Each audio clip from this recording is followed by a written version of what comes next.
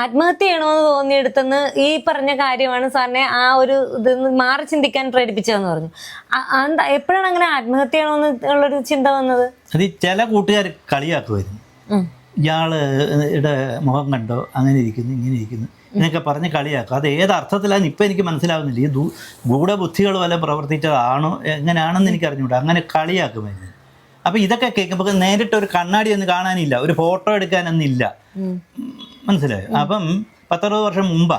അപ്പം അത് വിശ്വസിച്ച് ചില കുബുദ്ധികളായ കൂട്ടുകാരുണ്ടായിരുന്നു. അവരെന്നെ ഇങ്ങനെ പറയുമ്പോഴൊക്കെ എനിക്ക് വലിയ വിഷമം തോന്നുമായിരുന്നു. അമ്മയുടെ അടുക്ക വന്ന് കരയുകയും പറയുകയൊക്കെ ഞാൻ ചെയ്യുമായിരുന്നു.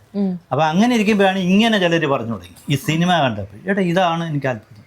അങ്ങനെയാണ് എനിക്ക് ആത്മഹത്യ പ്രവണതയിൽ നിന്ന് ഞാൻ മാറിയത്.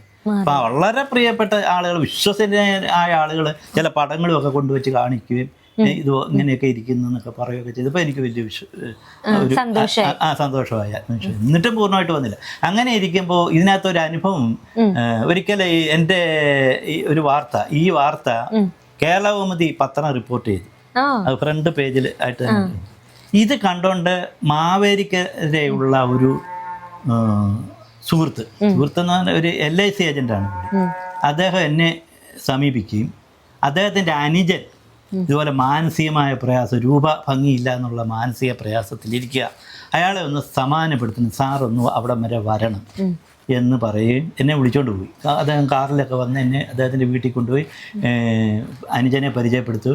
അനുജനുമായിട്ട് അല്പസമയം സംസാരിക്കുകയൊക്കെ ചെയ്തു. പിന്നെ എന്നെ ഇവിടെ കൊണ്ട് വിട്ടു കഴിഞ്ഞിട്ട് അദ്ദേഹം പറഞ്ഞു, സാറേ അനുജന് വളരെ മാറ്റമുണ്ട്. അങ്ങനെ നസീർ മൂലം എൻ്റെ ജീവിതവും രക്ഷപ്പെട്ടു, എൻ്റെ ജീവിതം മൂലം മറ്റൊരാളുടെ ജീവിതവും രക്ഷപ്പെട്ടു. അങ്ങനെ എനിക്ക് പ്രേം നസീറുമായിട്ട് വലിയൊരു കടപ്പാടുണ്ട്. അങ്ങനെ ഒരു വ്യക്തിയായിട്ട് ലോകത്ത് എനിക്ക് വേറെ ആരോടുമില്ല.